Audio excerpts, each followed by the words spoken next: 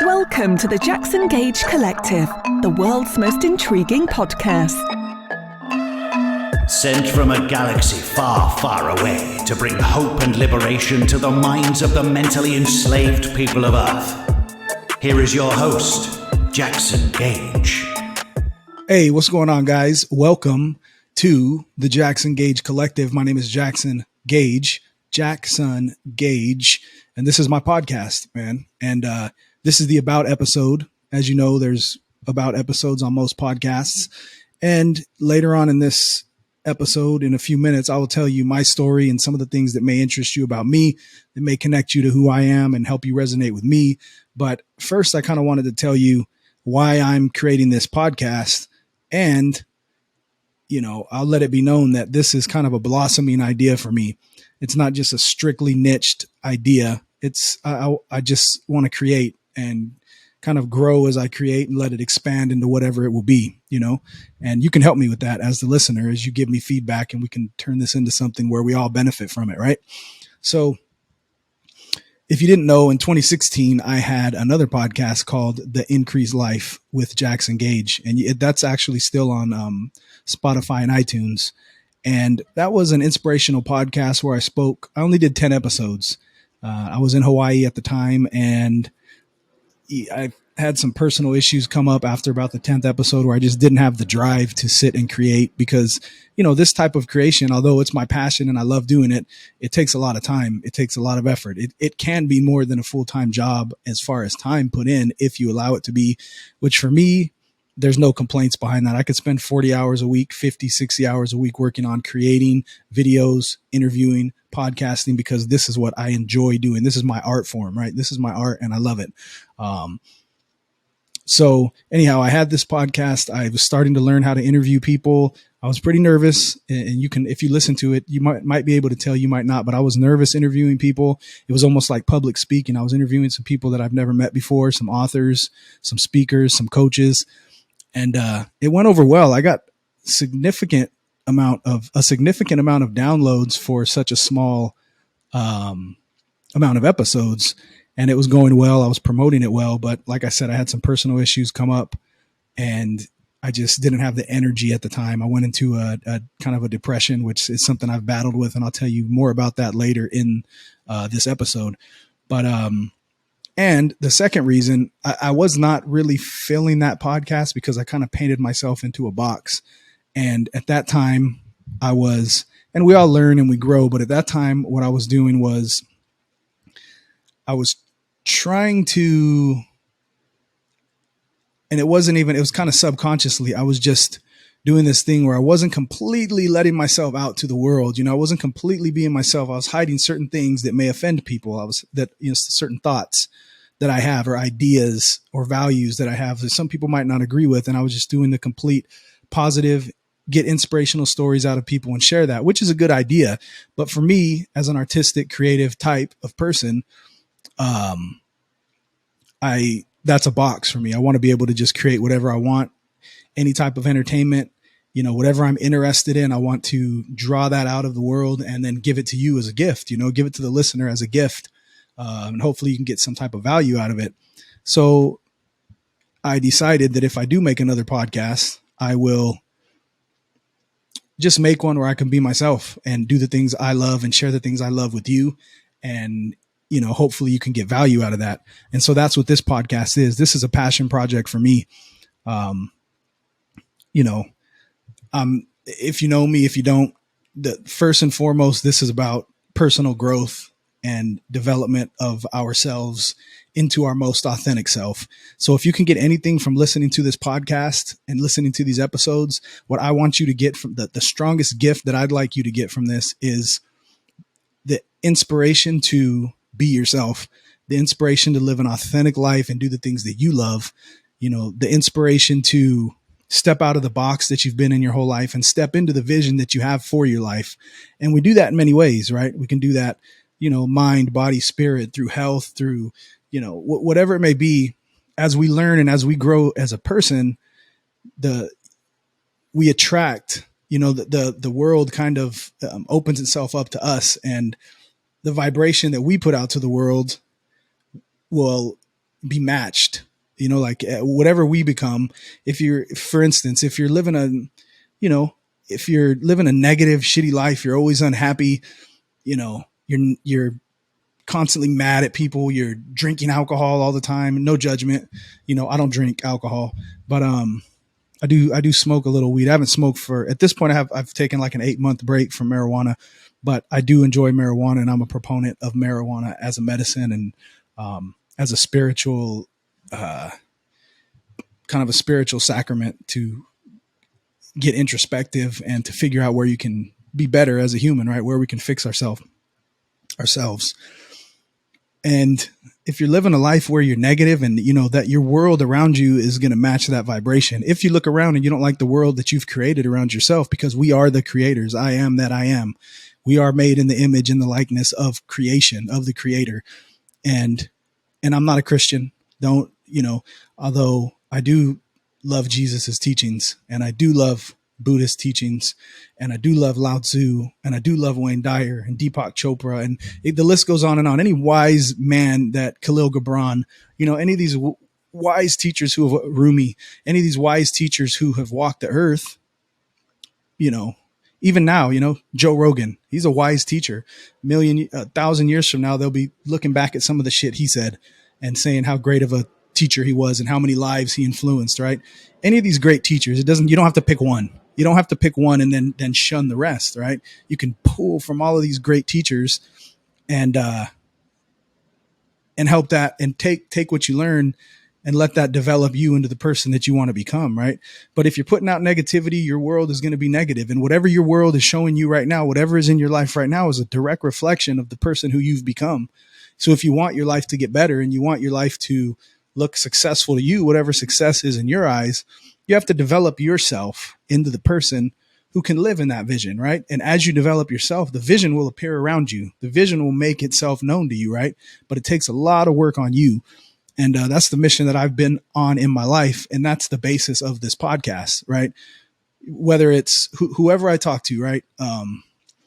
I do have a passion for learning how to become a great interviewer. I'm not the best interviewer in the world, but I have aspirations to be, right? I want to be a master interviewer, because there's a power in being able to take somebody's story and ask them the correct questions to pull out the value that you want to get from them, and then let that be interpreted to the people around you who may not listen to that person or may not understand that person, right? So a good interviewer almost acts as an interpreter for people who wouldn't get that value any other way. And so I want you to be able to come here and get excellent value in your life, whether it's around health, whether it's around mindset, spirituality, working out, fitness, whatever it may be, or it may just be entertaining. I may have a friend on who I think is hilarious and talk to him for the day, but whatever it is, I want you to be entertained, or I want you to learn something. I want you to feel better about yourself. I want you to create the life that you want, create the life that you want. And if that's what you're trying to do, if you have a vision for yourself and a vision for your life, then you're at the right place, the Jackson Gage Collective. And like I said, who knows what this will blossom into. But at this point, I have a large vision for this podcast. I truly enjoy speaking with people and being very inquisitive, right? In my normal life, I'm an inquisitive guy. I'm not the guy who's telling you all about myself. I'm the guy who's asking you questions, and that translates perfectly over into podcasting. So this podcast, and I'll say it again, I'm repeating myself. This may be repetitive, but the Jackson Gage Collective is being created to be a conduit for you, a place where you can come and hang out. Even if you just want to come and hang out with me and hang out with my guests and listen and learn something, that's what we're here for. I want to give you hope that you can have a brighter future. You can grow yourself into whoever you want to be. You're never stuck where you are. You are not stuck in that relationship. You're not stuck in that job. You are not stuck with that salary. You're not stuck. None of that. You can change it all. You can change everything. You are a magnificent creator. If you're alive on this earth and you're a human being, we are the fucking creators. If some alien spaceship came by and they were doing a National Geographic alien version and watching humans interact, what they would say is, these are some of the most powerful creators in the universe, yet they've been caged and enslaved, mentally, by mental propaganda. And we have millions of people who are not living into their greatest, their greatest selves. And instead they've been kind of taught to just go work your life away. It's almost a slavery existence, right? For a lot of people who just work, procreate, work, die, consume, live, consume, die. And all those people, like Les Brown says, the graveyard is full of dreams and ambitions and ideas that could have changed the world, or could have inspired one person to be great, or could have, made a difference in millions of lives, but they go to the grave with those ideas because of the fear that's been pumped into us over the centuries to just stay in your place. So what I want to do here in this podcast, the Jackson Gage Collective, is just, be a beacon for you, be almost like a lighthouse. Think of this podcast as a lighthouse for you. You come here, interact with me, hit me up on Instagram at The Increased Life, and let's start a conversation. How can I help you? And then also when I speak with guests, if you have any questions for those guests, if you have any questions for me, you can actually go on Spotify. You listen to the episode. If you go on Spotify, there's a link where you can leave a voice message, and you can leave a question, a 1-minute voice message or question, and I'll play that in an episode and I will respond to you. If I get enough of those, or when I get enough of those, I'll do an episode just answering those questions. I think that would be a good idea, but you guys got to leave questions for me. So in a nutshell, that's what this podcast is about. I do have another podcast, and we finished one season. It's 37 episodes. It's called Soul Rollers, SOULROLLERS, Soul Rollers. And that podcast is about jujitsu. We cover jujitsu, life, and self-mastery. So that one's more based on jujitsu. And I co-host that with a very powerful mindset coach by the name of William Dennis. He's an ex-police officer, and the dude is dedicated his life to figuring out how to help people unleash their greatness. And you can hit him up on Instagram, or follow him at the Will Dennis, and also go to Spotify and follow Soul Rollers if you're into that type of stuff, jiu-jitsu, life, and self-mastery, or you just want to hang out with us. We'll be launching a second season pretty soon here. So other than that, hit me up on Instagram. Let's get a conversation going. And the rest of this podcast, I will tell you about my story. I will share my story with you. But first, I just kind of wanted to tell you where I'm going with this podcast in a short, brief, nutshell, summarized type of way. So enjoy the rest of the podcast. I'll tell you a little bit about myself, and then make sure you subscribe to this podcast. If it's on iTunes, on Spotify, make sure you follow. On Spotify, it's easy. You follow and you hit 5 stars. Boom, easy. You can help me out that way. We can get it out to more people. On iTunes, you can leave an actual message, an actual review, and type a review. That will help us hugely as well. And eventually, we'll be doing all kinds of interesting shit on here. I don't even know, like I said, where it's going, but I want this to be at its base an interview-based show, but I'll do solo casts, and maybe it'll be some type of variety show. I have a lot of ideas for this. So just stay tuned, follow us, follow this, go to my YouTube channel, Jackson Gage, and follow, because I'll be posting valuable short clips from this episode, or from this podcast. So thank you for listening, and enjoy the rest of the show. The about episode about me. So you know who I am, so you know who you're listening to, so you know if you resonate. And whoever you are, if you have no hope in life, if you want to step into your greater self, whatever it may be, come here and let's hang out. Let's start a dialogue, and let's inspire some lives to, make a difference in this world. Because if we all start rising up, the world will change, but until that happens, things will remain how they are. Things will remain as long as we're at effect to the universe and the powers that be and whatnot. But as soon as we become the powerful creators that we're supposed to be, the powerful creators that we innately are, the powerful creators that are hidden within inside of us, each and every one of us, you listening, you have a powerful creator inside of you. You can create whatever you want to create in this world. As soon as you step into that and believe in yourself and authentically share yourself with the world, you're going to make a difference in the world in your world. You're going to change your life and the people's lives around you, because then you give them permission to do the same. And that's what I want to do for you. I'm giving you permission. Go for it. I'm doing it. You can do it. Let's team up and let's fucking get everyone else around us to do it. Let's rise up. We rise by lifting others 100%. So anyhow, enjoy the rest of the About episode. Peace and love. And yeah, keep it going. Hey, what's going on, guys? Welcome to the Jackson Gage Collective. My name is Jackson Gage, and this is my newest podcast that I am giving to the world. And this is the About section or episode, where I kind of just talk about myself for a while, tell some of my story so you can kind of know who you're listening to. If you didn't know, most podcasts and all the other podcasts I've dropped, including my most recent other podcast, Soul Rollers, Jiu-Jitsu, Life, and Self-Mastery, that I co-host with William Dennis, that you could check out on Spotify and iTunes. The most listened to episode is the About episode, because people usually go to that episode to find out who they're getting their message from and if they relate. Really what we're doing is to see if we kind of resonate with the person who's talking, right? Because if someone's giving a message or someone's sharing their story, it hits closer to home, or we can be inspired by that message if we kind of resonate with the person and their story. So anyhow, it's good to listen to somebody's story. So this is mine. This is my story that I'm sharing with you.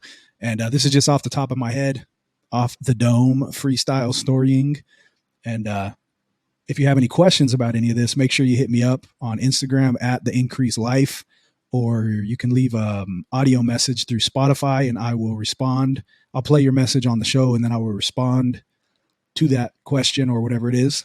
Again, I'm not going to be able to touch on my whole life at this moment, but I will just share some important topics and points, and you can get to know who I am. So make sure you subscribe to this podcast and share this podcast and rate this podcast. The more stars, the better. If you rate, you can go to Spotify and follow. You can go to iTunes and you subscribe. Either place, you can leave a review, which helps, or at least just hit 5 stars and move on. So, anything else? Make sure you listen to Soul Rollers as well. If you like jiu-jitsu and you like personal development, that's my other podcast on Spotify and iTunes. I think I mentioned it. So where should I get started? Let's see. Where was I born and raised? I was born and raised in Fresno, California, which is in the Central Valley in California. It's a desert valley. My grandparents moved there from New York I believe in the 40s, probably in the 40s at some point. I had Italian grandparents who met in New York, and I guess there was work out on the West Coast for my grandfather with PG&E. And so they moved out to the West Coast, searching for gold, and started their family out there in the neighborhood that I grew up in, which is Mayfair District. Back then it was an Italian neighborhood, and, all the Italians eventually moved out and it became what it is now, the east side of Fresno, Mayfair District. So shout out first to Fresno, east side Fresno, Cedar and Clinton, McKinley and First Street, those two corners within that's where I grew up, man. That's where I was raised. That's what raised me. That's how I became who I am. That is what exposed me to many different cultures, many different people, many different experiences that I wouldn't have in any other place in the world. We all have a different experience that is special to us, our lives, and our soul's journey. And mine started out in Mayfair District in East Fresno. And so if you're over there in Fresno, shout out to you, the whole city of Fresno. That's where I'm from, and I'll always love that place. I probably won't go back and live there again, but I have a special place in my heart for the Central Valley in Fresno. So shout out Mayfair District, East Side, Fresno.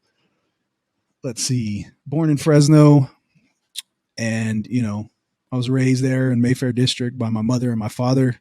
They ended up getting divorced later on when I was in my early 20s, but for the most part, I was raised by them. When I was a younger kid, 1st, 2nd, 3rd, 4th grade, it was a middle-class neighborhood, working-class neighborhood, a lot of families there. And as I got closer to 5th, 6th grade, it started turning into more of a, more hoodish, something. There's something called, you can look this up, go look at this Urban Dictionary or whatever. There's something called white flight, and it's, I don't know what the fuck it means because I didn't look it up. I haven't looked it up for a while, but a lot of the white families started moving, started migrating. They start migrating as soon as they see a few brown people, they start migrating. And all the white families left. Look it up, white flight. All the white families left to North Fresno, you know, and my dad, who is of English descent, my mom's full blood Italian. My dad is English, Irish descent, and he was a hard worker. He had a landscaping business, lawn care business back in the day, and he worked his ass off. He always had two jobs. He worked overnight at a winery there in Fresno. And he's also a drummer in a band with his brother, and they always played music on the weekends. So I think that's where I kind of get a lot of my artistic side from both sides of my family. I got artists on my grandmother was a painter on my Italian side. But anyhow, my dad, when everybody started moving, all my good friends I grew up with started moving when I was fifth, sixth grade. And my dad I remember clearly what he told me, and I've said this in other podcasts, but he was like, I don't need to keep up with the Joneses, Jackson. I'm not going to break my back to try to keep up with the Joneses, go buy a house and get in more debt than I already am in and get a car just so I can impress my neighbor. I'm fine here. And so that's what happened. We stuck it out. All my buddies I was growing up with in elementary school, that all their families moved to the north in Fresno. And as that migration happened, a new migration happened into my neighborhood, which was a lot of Southeast Asians, Hispanics, and blacks. And that's where from probably about fifth or sixth grade, that's what I was the minority in my neighborhood. There wasn't no Italian English kids in my neighborhood. So growing up, I knew what it was like in school, in my neighborhood, everywhere to be the minority. And, I think that's helped open and broaden my view as a human and become more empathetic and be able to relate with a shit ton of people, man. I have friends all over the world from every different culture, and this has been that way my whole life. And I think that there's something special about being raised around many different cultures, because you look around and there's a lot of people who never get to spend time around other cultures when they're growing up, whether it's white, black, Mexican, Asian. There's a lot of people who just grow up mainly around their own culture. And I was forced to be around every single other culture and make good friends and break bread and have dinner with, Laotian families, Cambodian families, black families, Mexican families, you name it. I was in their house learning about their culture, learning about their language, eating their food, and growing as a human being, which I think is part of my soul's mission and part of my life's mission, to be able to touch many different people. So anyhow, yeah, I was growing up in Fresno, and I went to school, middle school in Fresno, again, the minority in middle school, went to high school, again, the minority in high school. I was actually, for high school, my middle school was mainly Hispanics and Southeast Asians there in East Fresno. And then there was a magnet school in Fresno for, for smart kids. I guess I was a smart kid. I went to this gifted high school program, but the high school program, which was a very few kids, a few hundred kids from all over Fresno, got bused to the west side of Fresno, which was an all black neighborhood, completely black neighborhood, mostly black high school, football team, all black, and so that was another cultural experience for me where I got to, I played football there for a couple years, and it was that's a whole new experience that a lot of people don't get to have in their life. So I'm even when I became a cop, that was huge. For everything I do in my life, it's huge to be able to see through the eyes of other people the best that I can. Can't put myself in someone else's shoes, but I know how to at least see through a different set of lenses because of the experiences I've had in my life with many different cultures. And so I'm grateful for that. At the time, it was always difficult because, changing schools is hard when you're a kid. All your friends moving when you're a kid. I wanted to move too. All the kids I grew up with, played sports with, they're all moving. I'm like, come on, Dad. Come on, motherfucker. Let's move.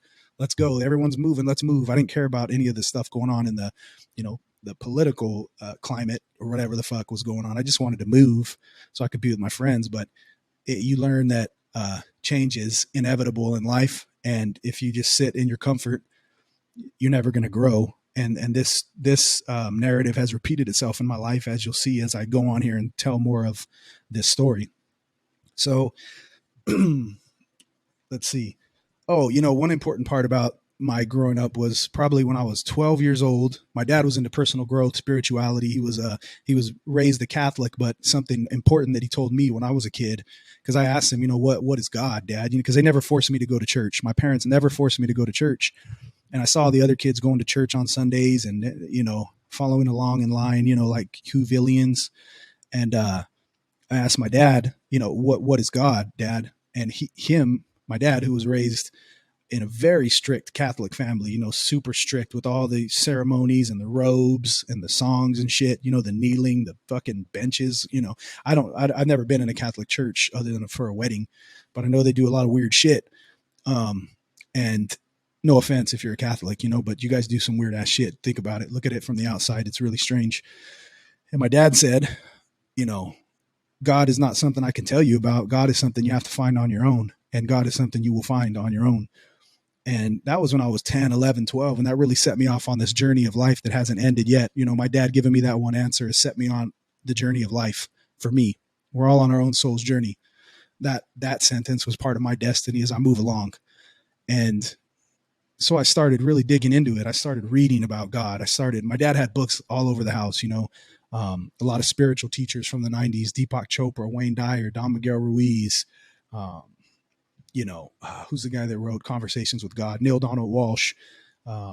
There was just, the list goes on. And so here I am 12 years old and I'm just super interested in this, the 7 spiritual laws of success and these Wayne Dyer books, Manifestation and figuring out how to break through all of our past trauma and become as close as we can, become who we are in life, which is becoming as close as we can to God and becoming our true self. Right. And, by probably 14 was the age where I remember my mom brought me the 7 spiritual laws of success. I was having a hard time in my life during that time. And I've told this story before, but she showed me a quote from that book. And the quote was, because she was telling me, don't worry about it. It's all going to be okay. Like, stop worrying. You're going to be fine. And the quote was, this moment is as it should be because the entire universe is as it should be. If you struggle against this moment, you're struggling against the entire universe. And I read that and it made so much sense to me. This moment is as it should be because this entire universe is as it should be. The universe is perfect. The universe is perfect. God, infinite knowledge, all that there is, the perfection of life, the flow of knowledge, the flow of what is, it's forever moving toward a better place. It's forever evolving toward the good, whatever that is for you. It's God, right? This moment is as it should be because everything is as it should be. If you struggle against this moment, you're struggling against everything, right? And how often do we struggle against this moment? We struggle against everything. Our ego wants to control the outcome, but I learned then the lesson of letting go. If you let go, you're not struggling against the moment and you're going with the flow. But little did I know that letting go and surrender would be a continual life lesson for me. And that's what I came here to learn on this journey, I believe, because that lesson got bigger and bigger and bigger as I moved along. I had continued to have to learn how to detach from everything. And I think that's the true spiritual path in this life, right? Complete detachment. And, I could be wrong. I'm just letting you know what I know and what I've learned and what I believe. So I read that and I was like, fuck, this one sentence was so powerful. I need to read more. And so, if one sentence is this powerful, how powerful are fucking 15 of these books? What can I teach myself? What can I learn about myself? How can I grow as a person reading this type of shit? So I just started really digging into personal growth books, spirituality books, talking to any of my friends. I became my best friend, man, from 7th grade until almost all the way through college was, shout out Bobby Lee, Bobby Forrest, Westside Fresno, the king of gumbo. I love you, man. It's been a long time. My friend Bobby, he was a hardcore Jehovah Witness, and we were best friends. And I was not even close to that. I told you what I was into, but I got a chance to really dig into these ideas that the people around me had. If my best friend was Jehovah Witness, I wanted to learn as much as I could about his religion and why they did what they do. And and anybody I would come across, it was a big deal for me for a long time. I was always arguing about God. Well, now I learned if someone's always arguing about God, it's because they don't know the answers yet. I got a good friend now. He always wants to argue me and teach me about the Bible, years into this. And here comes this guy along here, and he's not even, he's got so far to, who am I to judge? But he brings up the Bible with every situation, and then he wants to argue with me about it. And I explained to him, like, dude, if you always want to argue about anything, it's because you don't really know about it. For me, I have my own understanding of God. Excuse me, let me get a drink of water. I have my own understanding, and I know my truth, and it's a continual learning process, but I know what it is. So I don't need anyone else to tell me. I don't need any old books. I don't need any Old Testaments. I don't even need any new books. I don't need anything, because I've been through my journey so far to this point in life that I know what God is. I know what God is. I have a relationship with God. We all have a different understanding, but I know what God is. God is all that there is. And so anyhow, moving along, when I was about 14, I got this message from myself, from my subconscious, from the universe, from God. I was 14. I was on the quad at lunch, and I was kind of a loner type of kid. And I was looking around the quad, and I was at that point, I became very frustrated. Like, these kids they're just controlled by the media. All of their thoughts are from popular culture.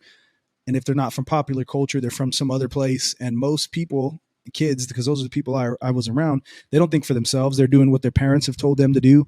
They're believing what their family and their culture has taught them to believe. And, here I am fucking going nuts trying to figure out the truth. I'm like, why doesn't anyone else care about the truth? Why does everyone else just follow in line? Why doesn't anybody care about this shit? And I'm fucking reading these books and trying to figure out life and asking questions.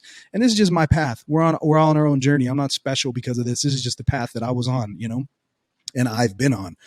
And a message came to me. It was like, because you're here to speak truth. You're here to speak truth into the world, and you're here to help people understand their path and find their purpose and find their reason in life, and find their happiness and find their hope and escape their darkness and battle their demons. That's why you're here, dude. And I thought to myself, like, oh, that's great. But for one, I don't even have an understanding. I don't have a good understanding myself. So how am I supposed to be someone to influence or inspire anybody else? And for two, I don't like to speak. At that time, man, if I was speaking in front of more than one fucking person, I would feel like I was public speaking, And so then I knew at that point, okay, I got to grow. I got to grow as a person in knowledge through experience, because reading books doesn't give you the knowledge. Reading the Bible doesn't give you the knowledge. Going through experiences, walking through hell multiple times, learning lessons, throwing yourself into the abyss over and over and over again. This is how you learn. This is where you get the experiences in life that can inspire and help other people as your test becomes your testament, right? So, and also, I had to learn how to have some confidence and speak in front of people. I knew I couldn't then, but the message that came back to me as I had those thoughts was, just keep walking in faith. Keep your faith and walk forward in life. Keep your faith and challenge yourself. Keep your faith and face your fears. Keep your faith, keep your vision and who you're going to be, and keep walking toward that. And everything works in perfect timing, And so my whole life, I've been on that journey from that message that I got from God when I was 14, or from the universe, or from whatever you want to call it. I mean, obviously I don't believe in a man in the sky sending out messages, but it's a deeper understanding than that. And if you have any questions about it, you can ask me. I can tell you what God is to me, through my experience. But I've just been on that journey of facing my fears, stepping out of my comfort zone, and, doing whatever I can to live that mission of trying to inspire people to find their purpose or their passion or their truth or whatever it is in life in an authentic way. Be yourself, in an authentic way, not because I want to make money through coaching, not because I want you to join my program, because this is my God's journey, and I'll do this shit for free. And I've been doing it for free. You can look at my Facebook for the past 10 years. Everything I try to do is try to inspire somebody to see the world a little bit differently, and because I feel that's my mission on earth. So anyhow, as I'm going through life, my parents get divorced in my early 20s, and I ended up renting this house, and I was living with a girl at the time, and I was working for Pepsi and Save Mart. I was working 2 jobs, barely making any money. And I had started college, I went to Fresno City. I did 2 years, graduated with my associate, whatever, and then transferred over to Fresno State University. And I was sitting in Fresno State University for a few months, and that same thing came into my head. I was looking around. I was like, these kids are just here because they have to be.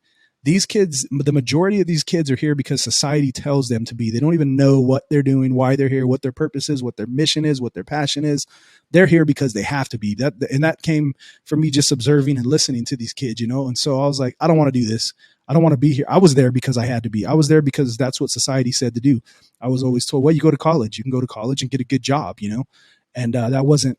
At some point, I was like, this isn't authentic to me.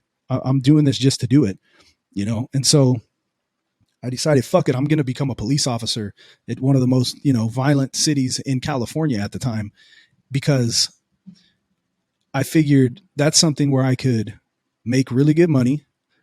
I could, well, more important than making good money, which was important to me because I was 23 when I got that thought, about 22 or 23 when I got that thought. But it's another step for myself, right? I wanted to challenge myself. And I thought, fuck, who will I become if I go and I sign up to become a police officer? I'm this reserved dude.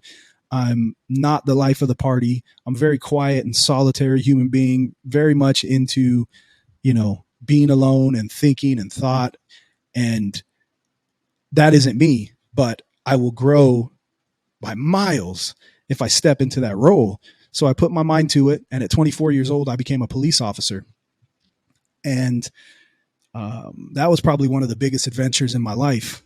It's something that, most people will never do. Most people will never be able to go and put their life on the line and have adventures every night and, have your heart rate go up just when you're pulling into work because there's a chance you could die that day, putting on a bulletproof vest before you step out onto the job, making sure you have your gun on your waist with one in the chamber in case you got to pull it and kill somebody, making sure that your less lethal shotgun is ready to go, making sure that your regular shotgun, has rounds in it and is ready to blow somebody to fucking smithereens if you have to, making sure that your AR-15 is ready to go, training with all of those things, learning how to use those, spending months and months learning laws, spending months and months, going through practicals where you're learning, how to handle live situations with actors and this type of thing. It's, it was the adventure of a lifetime, especially for a 24-year-old kid who was into spirituality, and man, did it ever give me the growth that I expected and more. It gave me confidence. It gave me strength. It gave me more humility. The list goes on and on. I could tell a few stories about when I was a police officer. I've told these on other podcasts, just so you get an idea of, for me, I was on patrol for 3 years, and then I'll let it be known, I policed the same neighborhoods that I grew up in, which by this time were highly infested with gangs, drugs, violence, you name it. There was a gang. Matter of fact, if you look on the History Channel, that show they used to have Gangland, where they highlighted the most violent gangs in the world. One of those episodes, they highlighted the gang from the neighborhood that I grew up in that I later ended up policing, and just to give you an idea of where I was and where I grew up. And, there were some, looking back, you realize like, fuck, man, I was chasing people through alleys and on foot, high speed chases, getting into I can't even remember the number of fights that I had to get into. And when you fight as a police officer, when someone fights you, you're fighting for your life. I had to fight for my life so many times. I can't even remember. I can't even give you all the details, all of them. You know what I mean? I had to hurt people many times. I had to hurt people bad, and that was because you have a mindset. You develop a mindset as a cop. Well, at least I did. You develop a mindset that it doesn't matter what happens in each and every situation. I'm going home. I will go home. My partners will go home. And I don't care what the fuck you do. I'm leaving here healthy and happy. I may not be happy. I may be depressed and have PTSD and some other shit, but I'm leaving here and going home, to my family. And you develop this mental fortitude beyond what you could develop if you were just living a normal, comfortable life in Whoville inside of the Matrix, And that mindset, that might be one of the greatest gifts I got from becoming a police officer. That mindset of, if no matter what happens, I'm leaving here alive, because you get in fights and, I wasn't even a trained fighter at the time, but nobody ever got over on me, you know, and a lot of that just has to do with mindset. But luckily I don't think I fought any other trained fighters either, because I probably would have got my ass beat at that time, but then I just would have used my gun. That's what your gun's for, right? Yeah, man. I remember one time I had a robbery victim. I'm sorry, a robbery suspect, and in this really high crime area, man, and they had just robbed at knife point, I believe, some innocent dude that was walking. There was these gang members, and I was walking the kid over to the car. I don't say kid, he was probably early 20s, and he just started swinging at me, man. He pulled away from me and he started swinging at me. And all I could do at that moment was slam him. Like I had to bring him to the ground very fast because my life was in danger. I could have died. He could have hit me with an elbow and took my gun and killed me. He just robbed somebody at knife point, and I had to slam him to the ground. And when I slammed him, the first thing that hit was his head, and it sounded like a baseball bat to the ground, and he knocked out immediately, and blood started oozing from the side of his head. And, I thought I killed him. He hit the ground so hard. And I got his buddies. They came and they tried to fight me and my partner while I'm trying to see if this kid's okay. And I'm checking on him. Hey, buddy, I go down there. I was like, hey, buddy, you all right, man? I'm trying to wake him up. So I saw that he wasn't dead, but he ended up fracturing his face and his skull and all this shit. And later his dad called me, or I called his dad to see if he was okay. I called the hospital and spoke with his dad to check on him. It's not, a lot of times you hurt somebody, it's not what you want to do, but it's what you have to do in the moment. And his dad told me, like, hey, don't feel bad, brother. This is what he's been walking this path for a long time in this gang related bullshit. And this is what happens, in those situations. So I still didn't feel better. Those are things we got to live with, hurting people. And that was just one time. And I'm just sharing that because, I fractured that dude's orbital, and, there's hundreds of other situations like that. And how many of you listening have done that on your job? Crack somebody's skull or had to fight for your life. Well, I did that shit for 10 years. I went from patrol to a tactical team in a high crime neighborhood where we had, tactical teams. We go after the most wanted guys in the area, most wanted gang members. We respond to high priority calls for service. Whereas patrol, you're going to car accidents or you're going to domestic violences. We're on a TAC team. You're like, okay, there's a domestic violence. There's been a stabbing. The guy's on the run. He's hiding over here. We need a TAC team to go get him. So then you go get him, you go hunt that guy down or whatever it may be.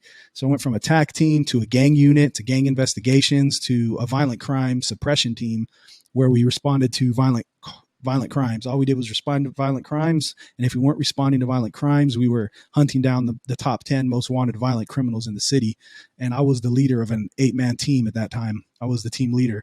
And looking back, I was, from being this quiet, reserved, shy kid, all of a sudden, through this, I've grown into this leader of a highly trained. We're at a department that's highly trained, super good training at this department. And I was the leader of an 8-man team on one of the most high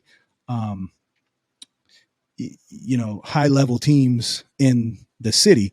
And again, I'm not bragging. I'm just showing what personal growth does when you jump into these situations that you think you could never do, but there was no time I didn't think I could do it. I always thought I could do it.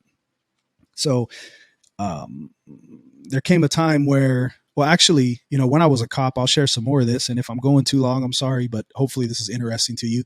While I was a cop, a lot of my friends got shot. When I was a brand new cop, there was a motorcycle officer who got shot multiple times on a traffic stop. A guy jumped out with a 40, I think it was a 40, I don't know what it was, but it was a bigger caliber bullet. He jumped out and blasted him like 7 or 8 times, this cop. And so I was in charge of keeping the media out. I was a new cop, I was in charge of keeping the media out of the hospital. So I was there when they pulled up in the ambulance, and this guy pulls up, and I kind of knew who the guy was. I've seen him a few times, and he's on the stretcher getting pulled out of the ambulance, and they've got his uniform all ripped up. He's full of bullet holes. He's screaming in pain, man, just screaming. and I'm 5 feet from the guy, and I've never seen anything like this in my life. And this is what I'm experiencing. And the stress that you get from shit like that cannot be compared to many other things. To see a guy who's doing the same job you're doing, full of bullet holes, screaming in pain, like it was a very high stress, intense situation. And that was one of my cohorts that got shot while I was on the job. I had other friends get shot. One of my good friends got shot through the leg. They got ambushed. Somebody called in a suicidal, that a guy was suicidal. And when they walked up to check on the guy who was suicidal, the guy who called was actually just calling the cops in to ambush them. And the guy shot my two buddies. One of my buddies got shot a bunch of times, and the other one got shot right through the calf. They both lived. But even that, when you get a call from one of your friends like, hey, so-and-so and so-and-so got shot, and these are your good friends you went to the academy with and shit. These are your good buddies. Think of your good friend, and you get a call they got shot. And it's a stressful situation, Although even when I was a kid, man, one of my good friends got shot in a drive-by on the west side there where I went to high school. So, I mean, I've got that call as a cop, and I've got that call that a friend got shot as a kid, or as a high school kid, But yeah, the list goes on and on of officers, friends getting shot, hurt, and it builds. All the things you see, the car accidents, the mangled bodies, the dead kids, the dead elderly people. I went one time to a call. I was the first one to arrive. An older lady had fallen in the shower, and she hit her head on the faucet and died. She died. She was laying in her, I don't even want to, there was a lot of, it was a gory scene, and, I don't even know if I can share these things, but I'm sharing them. I think it's been long enough. It's been quite a while. That was over 15 years ago, maybe. But I share these things with you to let you know that, for one, if you're a cop hater, you got a lot to learn. There's some cops out there who are bad, who are assholes, who, abuse their badge and shit. But that's very rare, man. Being a cop is one of the hardest jobs in the world, and you don't get paid enough. The cops should get paid. Good cops should get paid like doctors, man. You're out there saving lives every night, putting your life on the line, getting shot at, going on high-speed chases, fighting with people for your life just to put them in jail to make other people safe. It's a thankless job. So shout out to all the cops out there, and just don't be egotistical. Don't be rude to people. Treat people good, motherfucker. This is also for my cop friends out there, man. Talk to people. You're no better than anybody else. You're a slave serving slaves. I was a slave serving slaves. I'm pro police 100%, pro police all day. Like I said, I've been a cop. I was a cop for 10 years. I know what it is. I have all the respect in the world for police officers. Just don't abuse your badge. Don't abuse people because you have a badge. It's not who you are. Stop letting that be your label. You're not a cop. That's not what you are. Without your badge, who are you? Are you still as great? Do you still have the ego and the power and all that shit? No. Hopefully you do, but a lot of guys don't, and they use that, so treat people good. Talk to people like they're human beings. Treat people kind. You're no better than anyone else just because you're a police officer. Remember, you're a slave serving the slaves. You're a slave. I realized that when I was a cop. I was like, we're in this slave society, man. It's a slave society. Slavery has gone on for years and years. It's no different now, but I'm a slave who's policing the slaves. So that was kind of even worse than being a slave. But same time, I put my life on the line, and so do all the other cops out there. And the ones that are out there working their ass off, doing a good job, kudos to you, shout out to you, and, respect the police around you, and they will respect you for the most part. If you're kind, when you get stopped and pulled over, they're going to be kind to you. It's when you're a fucking dipshit. No, you can't see my ID. No, why? No, you can't see my ID. Why? You don't need to see my ID. You have no right to check me. Most of the time, police stop you and they question you or they want to check you. They have a reason behind it. So all you're doing is digging yourself more of a hole, you dumb motherfucker.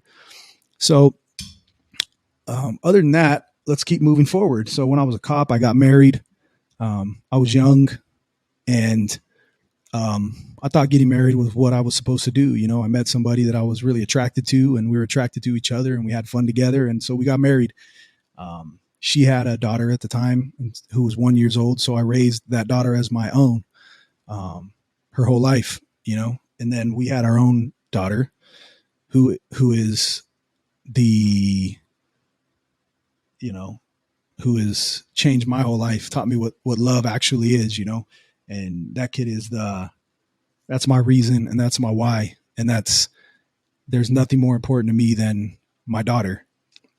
And I just had to put that out there because, you know, when you have a kid, if you haven't had children yet, but when you do have a kid, man, especially as a man, when you have a daughter, it really teaches you how to step outside of yourself and love something besides yourself for the first time. You know what I mean?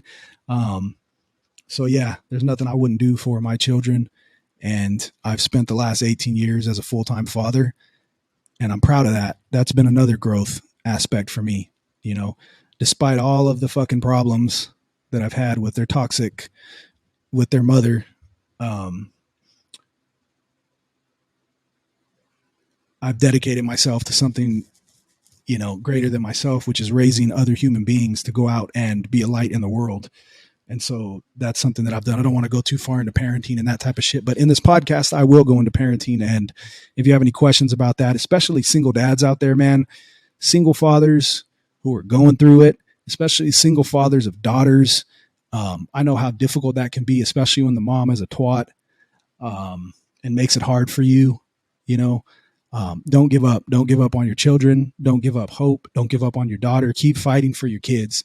Keep fighting for your kids, regardless of how evil that bitch on the other side is. If she's an evil Disney queen and she just has an evil seed in her and there's no empathy within her and she doesn't care about destroying your life, you keep fighting for your kids.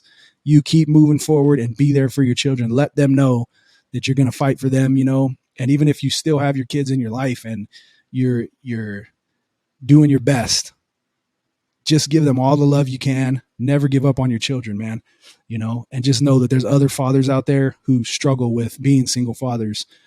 And especially when you don't have the support of the mother, you have more of a mother on the other side who's making things hard for you, making it hard to see your kid, putting you down as a father, whatever it may be, you know, trying to fucking take you for everything you have and not realizing that she's just hurting the kid, you know.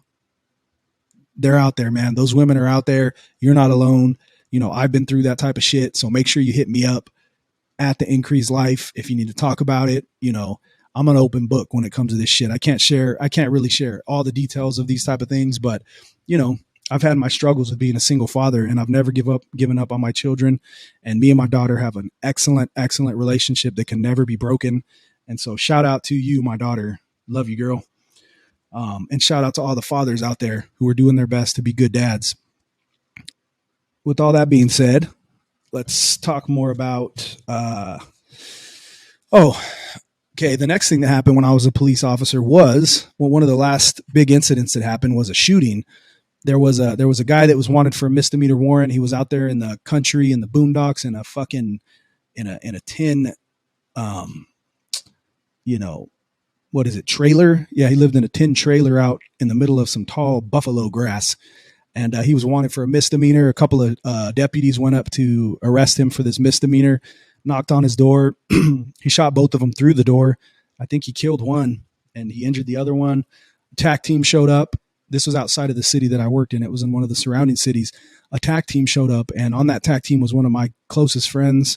I won't name his name, but he was an ex-Marine. I went to the academy with him. He was a great fucking dude, excellent light in the world, excellent energy, just an amazing human being. And the suspect for this misdemeanor, he saw the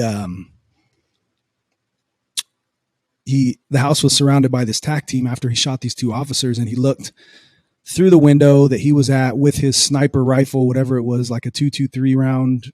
I don't know what rifle it was. And his scope, he's looking through his scope and all he sees is the grass around his house. And then he came across my good friend's head. My good friend's head was showing through the grass as they were surrounding the house. And he fired one shot, went through the forehead of one of my best friends. And I was on this call. We had responded to this call. So I was here when this happened, and killed him right there on the spot. He lived. They kept him on life support for a while, but he ended up dying, you know, rest in peace to him.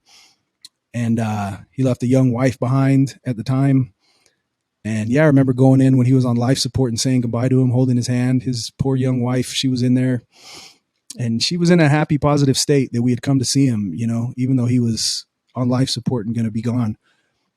And that situation there, being on that call, being out there, hearing those gunshots, hearing the gunshot that killed my friend, seeing what I saw, it really made me feel like that was enough policing for a lifetime, but I continued for a couple more years. I went to the police psychiatrist, psychologist. That's what happened. Anytime you're involved in a shooting, you go to the police psychologist and she evaluates you to see how you're doing.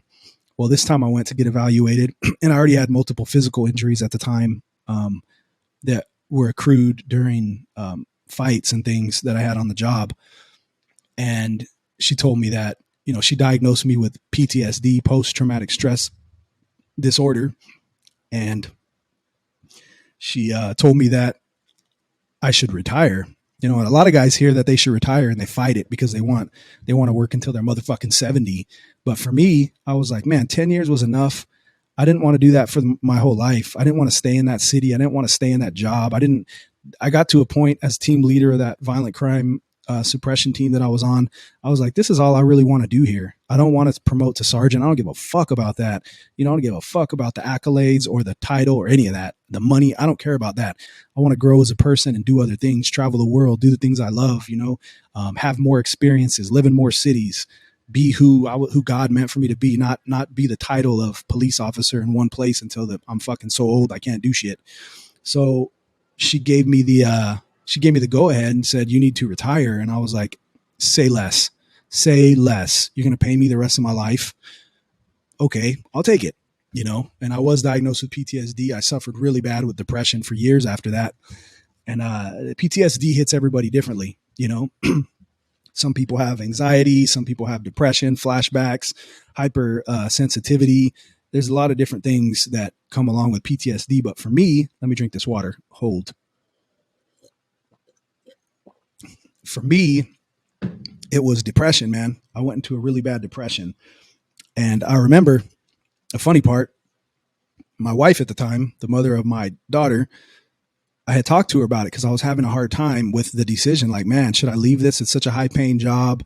It's prestigious. It's well respected in society. We have really good insurance, but I'm suffering with PTSD. I'm not happy there anymore. I'm battling with depression, and multiple doctors are telling me you should retire. You have so many injuries. You have PTSD. This isn't safe for you anymore. You need to get out of here. So I spoke with her at the time, and she told me, oh yeah, I remember clearly. I was opening the microwave, and she put her hand on my shoulder on my enlarged tricep, and on my large trapezoid. She put her hand on my trapezoid. And she told me, oh, I got my degree. I want to get a career now. You've been doing this a decade. I want to get a career. You can stay home and rest for a while, take care of the kids, focus on the things you love.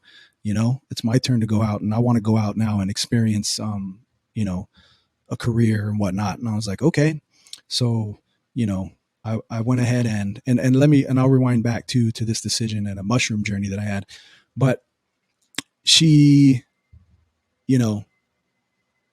at the time she told me that. So I went ahead and I went through with it. And I retired, and I went through a depression afterward for a little bit, and funny thing was she never fucking went and got a career. She never went and got a career. She just started putting me down for not working as a cop anymore, and so she started emotionally and mentally beating me down because I wasn't a cop and I'm a loser and this and that. I'm like, man, let me gather my fucking feet. Let me figure something out here before you start just putting me down the way you are. But she had her own mental issues and she liked putting people down, and that was her thing, So then I find myself in this marriage where my wife at the time had lied to me and about going and getting a career. And now I was making less money as a retired police officer at the time.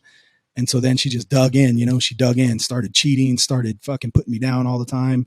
And life got very hard for me then. And one thing I did do was I stayed 100% full-time father mode, I didn't let anything stop me from being the best father I could during those years of struggle and depression. And, a lot of growth came from that. And, back to the mushroom trip. So when I was retiring, I had never done mushrooms before. I smoked a lot of weed in the past before I was a cop and after. And it's plant medicine to me. It's a sacred, it's a ritual, it's a sacrament for me. When I smoke marijuana, it's because I want to go into introspective mode. It's a spiritual thing. I want to connect with myself and see where I can better myself. See, it allows you, it kind of removes the veil of ego from you, and you can kind of see where you're fucking up, what direction you need to go. It forces you to focus on the things that you really love. If you smoke some weed, all of a sudden you'll start doing the things you really want to do, creating, being a creator, whatever creating is for you, whether that's painting, podcasting, and auto mechanicking, whatever the fuck it is, drawing, jujitsu, you start doing the things you really like to do. So marijuana has always been a medicine for me. But I never tried mushrooms. But before I retired, well, I was out. I had gone out because I was no longer at the police department. It was in a in-between phase.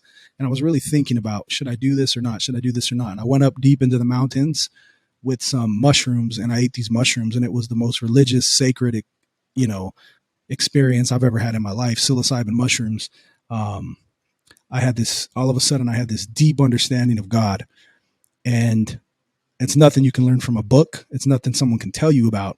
It's you facing yourself and the universe kind of opening up to you and just connecting with all knowledge, infinite possibilities, And so I'm sitting there in the mountains, and I went into it with an intention. I asked myself, what do I do about this retirement? I have this high paying career. I have these daughters, but I'm not happy. My doctor's telling me I should leave.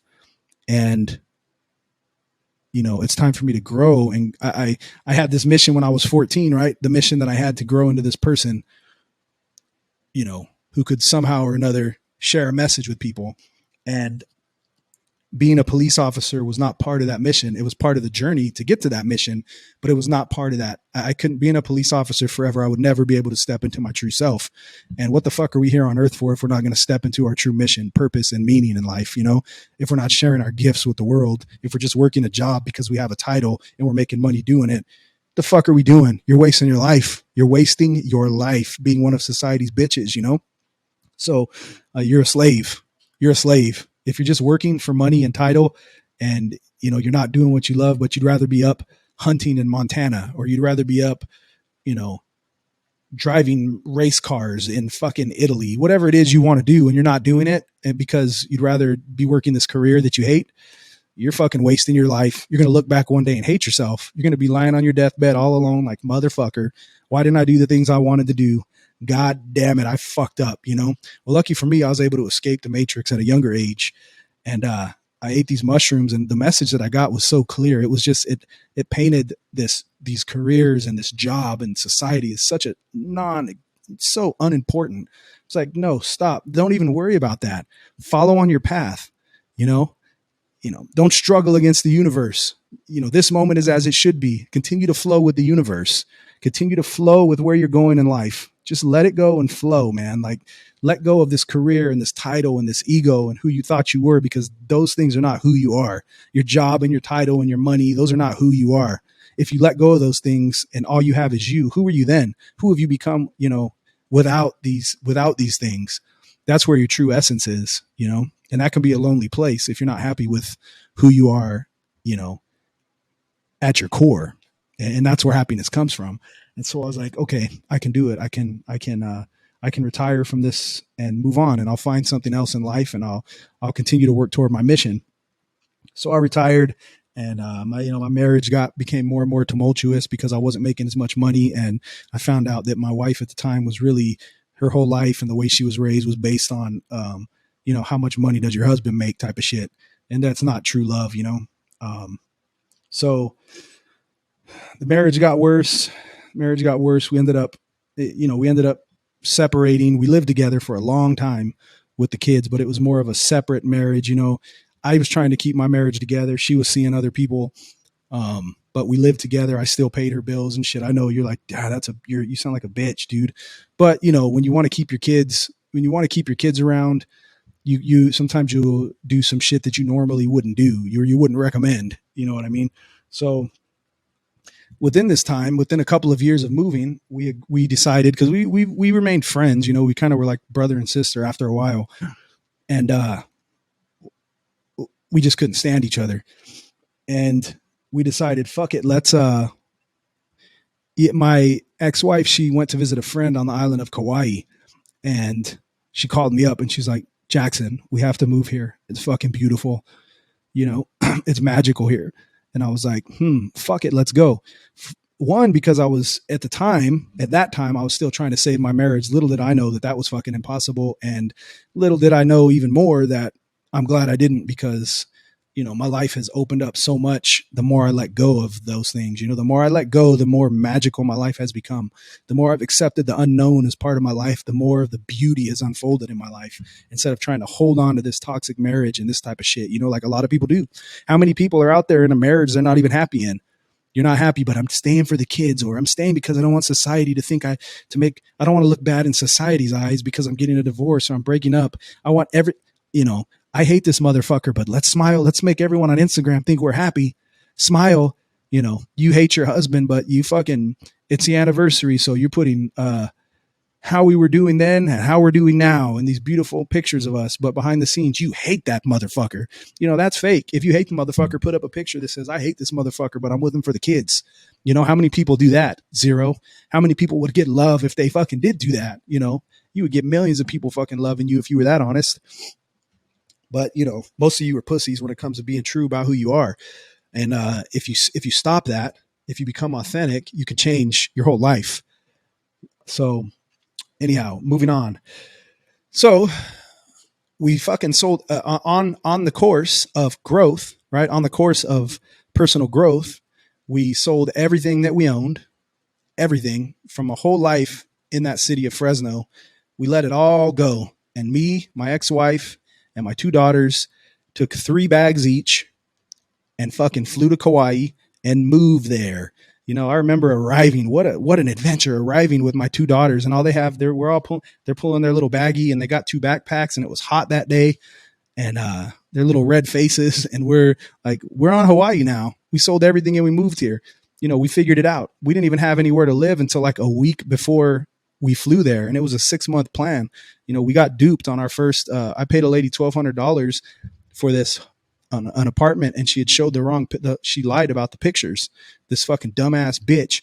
She lied. So my ex had flown there again to check out the place, and she was like, no, this lady's lying. This is a little hole in the wall shithole in the fucking jungle, 1 bedroom. Like, it's 1 bed. It was 1 room with no bathroom or no anything. It was like this fucking, you know, I don't know what you want to call it, but it wasn't suited for a fucking family. You know, I wouldn't even live in that motherfucker solo. And so we got completely duped on that.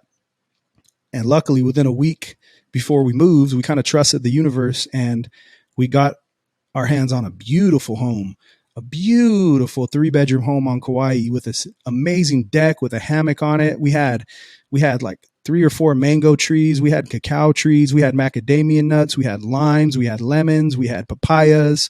We had passion fruit. We had fucking coconuts. We had fucking star fruits. I mean, everything you could think. And these mangoes are different. Oh, we had banana trees. I was harvesting bananas. You can look on my Instagram. You see a picture of me. You got to go back a ways, but you see a picture of me on this front porch that I'm talking about, holding a bunch of bananas and I think some cacao that I had harvested. And dude, the fruit that grows out there, the bananas and the mangoes, it's different than the fruit you eat out here. It's just different. It's a different level of taste. And that's all I can say about that. So anyhow, we lived out there on Kauai. It was Swiss Family Robinson, man. Kauai is very unrestricted as far as hiking laws and paths, and it's just jungle and beach, man. You can go to a beach and you'll be the only ones out there on this white sand beach, clear fucking water, jungle behind you, and nobody else on that motherfucker. You know, I'm here in Ocean Beach in San Diego, which I love, but when I go to the beach, there's 5 million motherfuckers on that beach, you know, and 3,700 of them are homeless motherfuckers. Nothing against homeless guys, but they're out there on the beach with their fucking dirty ass crack hanging out and fucking boogers in their nose, fucking shitting on the cement, you know, smelling like a fucking elephant pussy. And again, no offense to homeless guys, but you know, anyone who smells and looks like that, I'm going to talk shit on. But you know, you got to deal with that at Ocean Beach. And on Kauai, you're the only one on the motherfucking beach, and there's no trash. It's just jungle, some coconuts and mangoes growing behind you, and fucking clear water. You can find places like that, you know. And Man, we went on adventures for days out there, hiking through the jungle into hidden waterfalls with rainbows going through the waterfall and watering holes and hikes, walks through the jungle and, fucking walks through lava rocks and hikes to hidden beaches.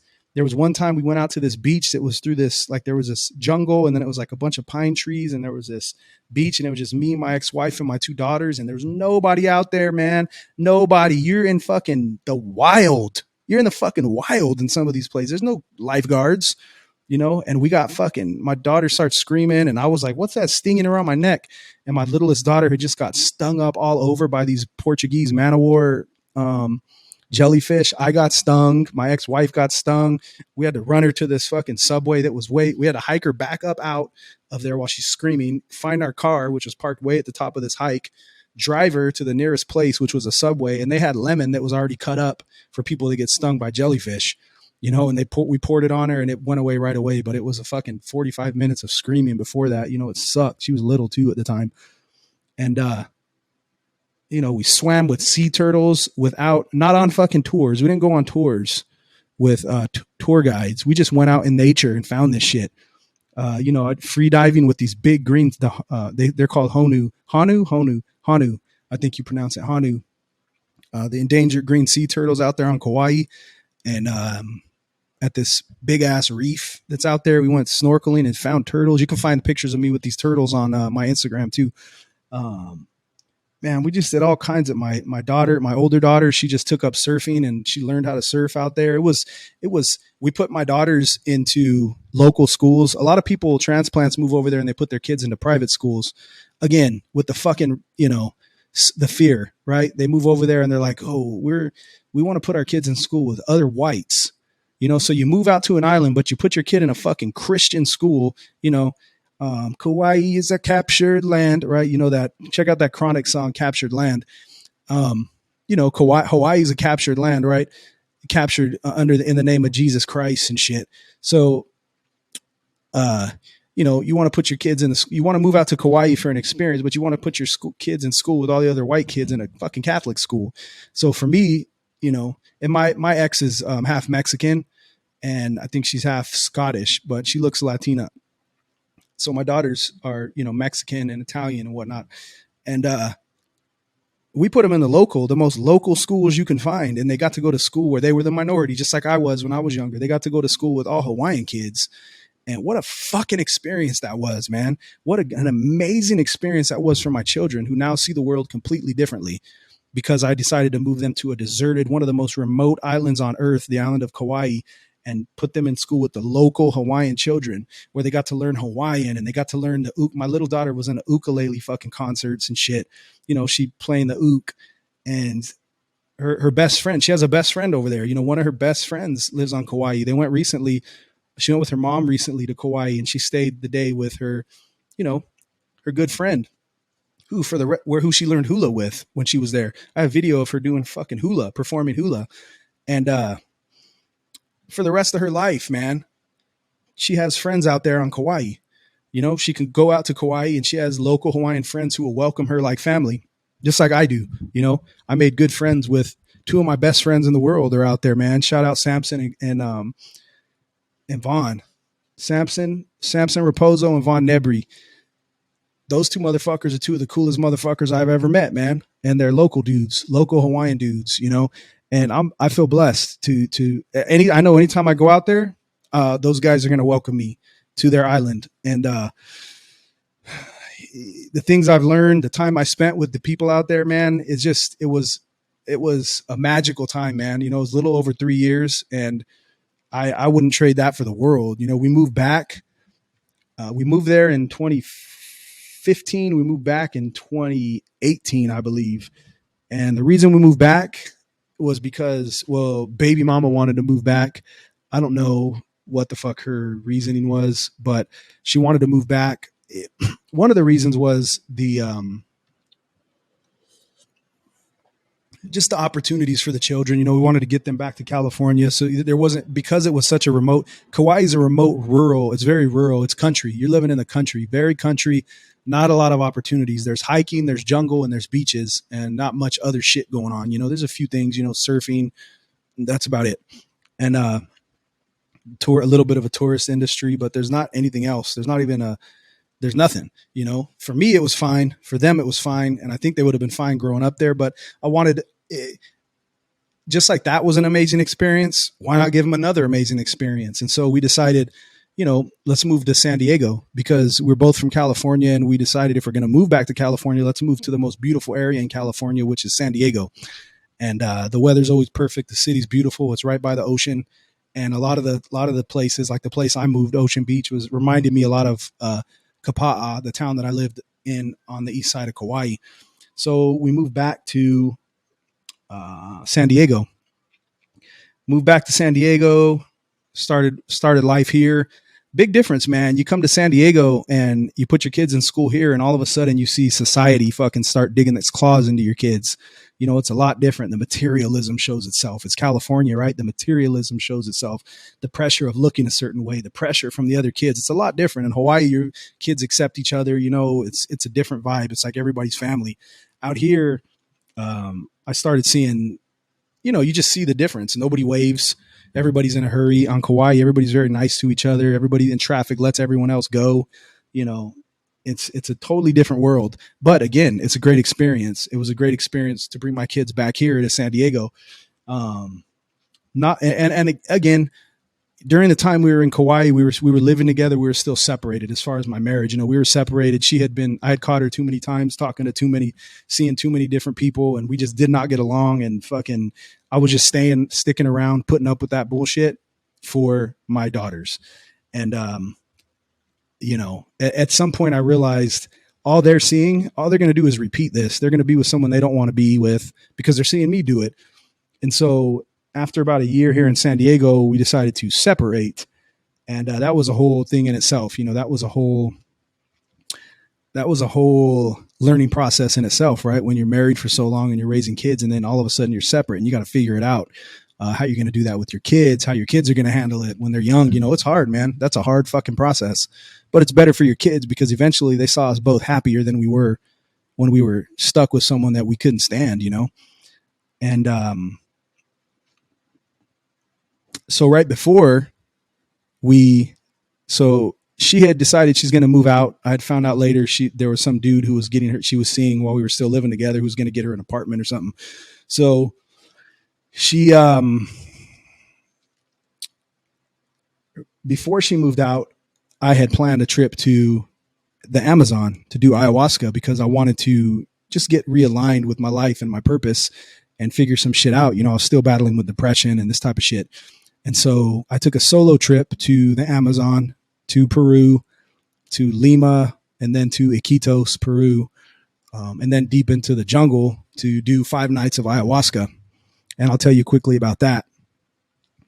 I don't want to go too deep into that. I don't want to, that's a long story, but it was a journey of a fucking lifetime going to Peru, going to the Amazon jungle by yourself and only speaking a little bit of Spanish. Holy shit, man. I was in some crazy situations out there. If you're watching the video, I got this piece that I wear around my neck. You got these alligator teeth, and then the middle little medallion, the shiny medallion, that right there is ayahuasca root. And then the big horn on the bottom is tiger's eye. And I got that, a local guy made that for me by hand in Iquitos, Peru, which is an old colonial broke down third world city. It's the last city before you go into the vastness of the Amazon. It's right on the Amazon River. And anyhow, I went out into this retreat. I did ayahuasca the first night, and it was 8 hours of hell. I took a large dose, and it showed me hell. It showed me hell. And it was another example of me learning how to let go, because what it was teaching me was to surrender. It was basically telling me, if you don't surrender, your life is going to be hell, and your eternity is going to be hell until you learn how to surrender. And that night of ayahuasca I thought I had gone insane. I thought I lost my mind. I lost all understanding of all concept of time. I found myself floating through space with like mathematical equations just floating around my head. I couldn't see. There was no roof. There was no fucking ground. There was nothing around me. I was floating through space. And my thought at the time was, holy fuck, I've gone insane. Like in the moment, it doesn't sound like much now, but in the moment when you think that you've gone insane and that you think that you're not going to come back to sanity, that's a scary fucking feeling. And that's where I was. I was like, God damn it, I've lost it. You know, my ex-wife, the mother of my kids, and my daughters, they trusted me to come out here for this spiritual experience. And I fucking am going to stay here forever in insanity. I'm never going to get back to them. And boy, oh boy, that was a heavy fucking thought. That was a heavy feeling. And it just beat me up all night. It took me to the future, to the graves of everybody that I love. It was a blustery fall day, overcast, and I'm walking through the graveyard and I saw the names of everybody I love on the graves, on the gravestones. And it wasn't like a dream. It was like I was really fucking there, walking through there. You know, the ghost of Christmas fucking future took me there. And it was just a really powerful lesson that everything is, you know, everything is only temporary. Our lives are just temporary. They're dust in the fucking wind. Everybody you know is going to die. At some point, you're going to be alone. At some point, you have to be okay with being completely alone, because your soul is going to leave off into the abyss completely alone, you know? And you can't take anybody with you. You can't hide behind your husband or your kids or your friends. You can't hide behind any of that. You know, death will grab you and you will be alone when that happens. And everybody you know will also be grabbed by the grips of the Grim Reaper. You know, nobody escapes that shit. We're all walking toward it. We're all slowly walking toward the Grim Reaper at the end of our path. No one knows when the end of our path is, but we know that the path we're on ends with the Grim fucking Reaper. It ends with death, right? And so that's something we really have to accept and surrender to the fact that this is a short life and everyone you know is going to die. Everyone you know is going to be gone. Anyone you can think of, they're all going to die, whether before you or after you. They're only here for a short amount of time. So when you think of it that way, you start realizing, fuck, why am I not making the most of my time here? It's very fast. It goes by fast. If you have kids, look how fast they grow. Think about when you were in elementary school. Think about when you were a kid with your parents, with your mom, with your dad, you know, going out with your mom to the store. You know, think about these things. How long ago was that? Think about when your kid was born. It seems like yesterday, you know, and here we are, for me, 14 years later, blink of a fucking eye. You know, I think of when I was a cop, started in fucking 2004. It's 2022 now. That's what, 18 fucking years ago. Blink of an eye. Seems like yesterday, right? And so then you think, well, the Grim Reaper's waiting for me at the end of my trail from right now until I meet that motherfucker. What am I going to do? What am I going to do with my time here on Earth? What are you going to do with your time here on Earth? How are you going to make a difference in the world? You know, how are you going to make a difference in your own life? How are you going to inspire the people around you?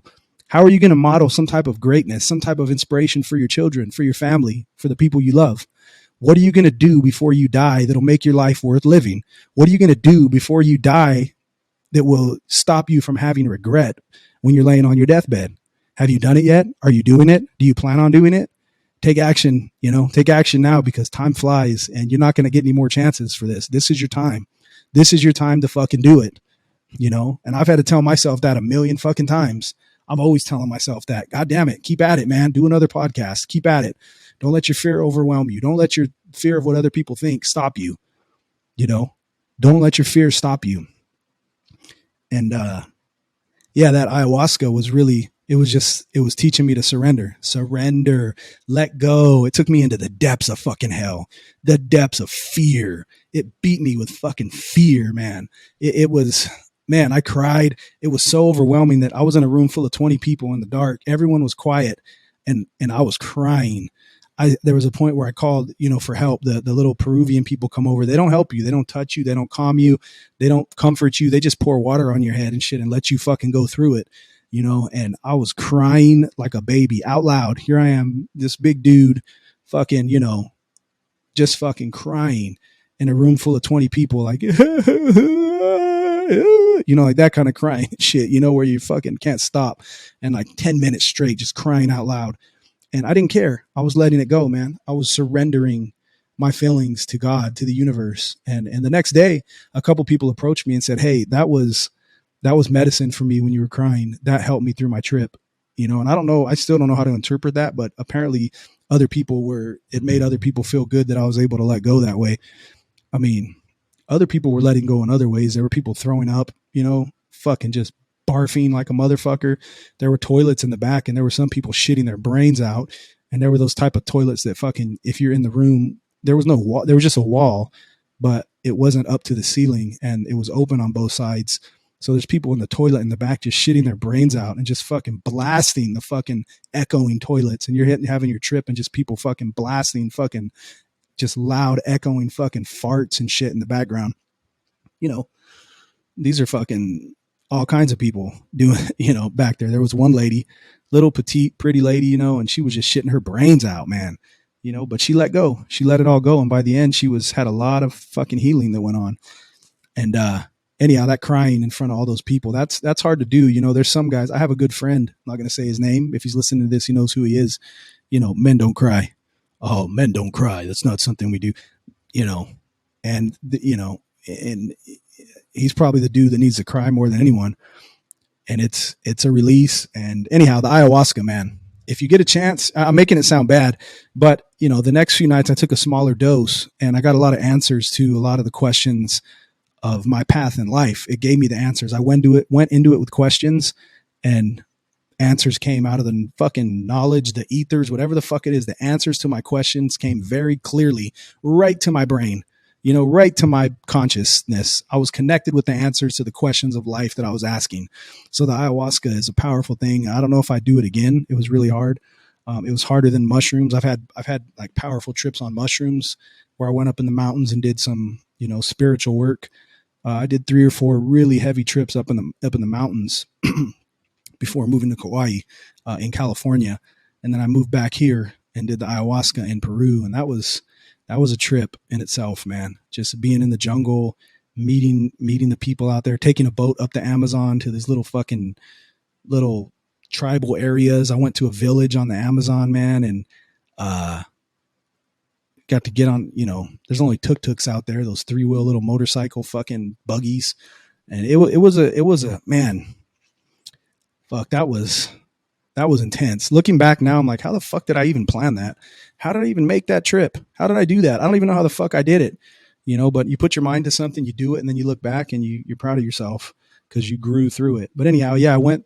And then when I came back, right, I went through all that, I get back here to San Diego, and my family was gone from my apartment here. And I hadn't even thought about it. They were moving. And, one other thing that happened on my trip in ayahuasca, I got to tell you about this.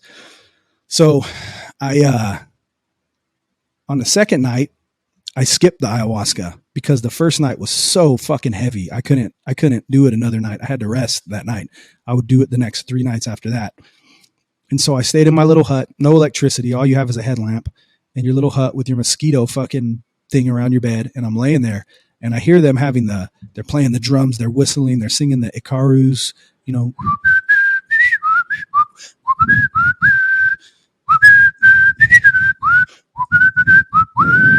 they're fucking beating on the drums and shit all night, whistling. They're singing these fucking cryptic ass songs in this weird alien language. And fuck it.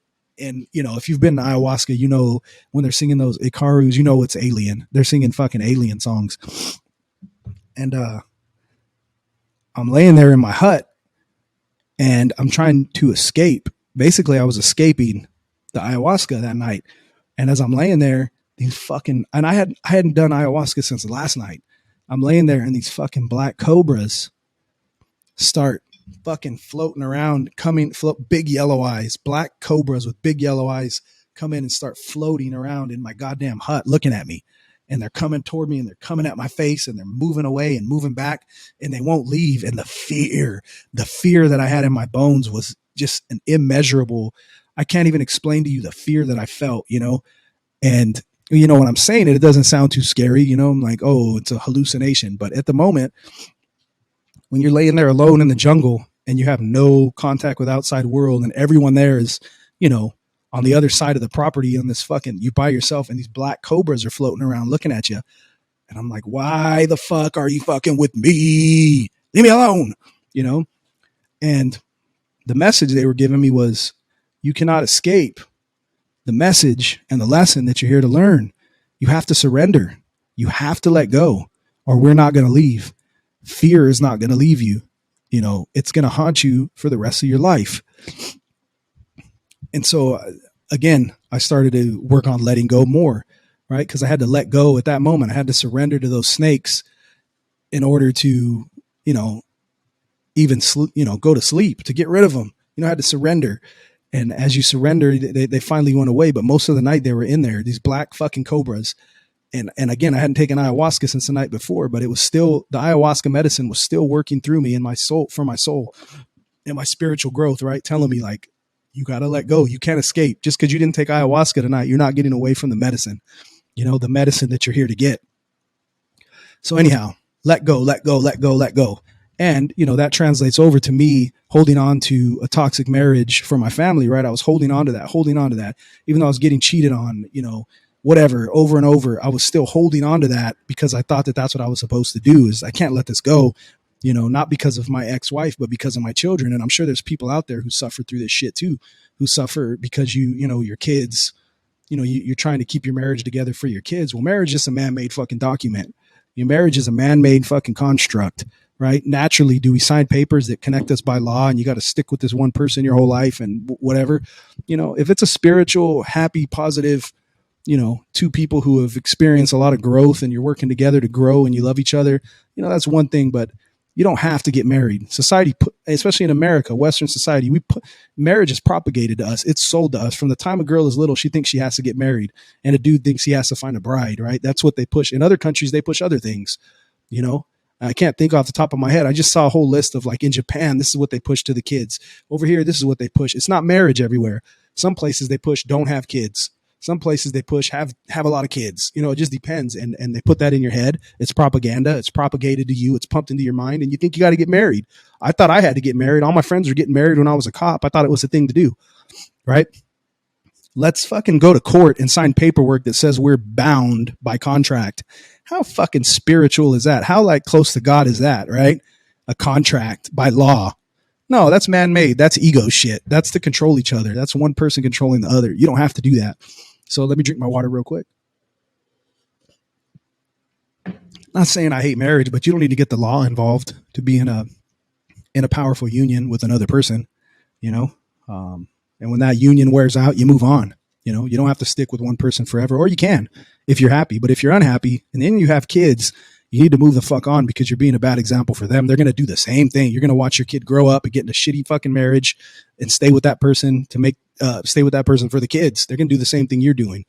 You know, they don't do what you say, they do what you do. So anyhow, I got back from doing my ayahuasca and my family was gone.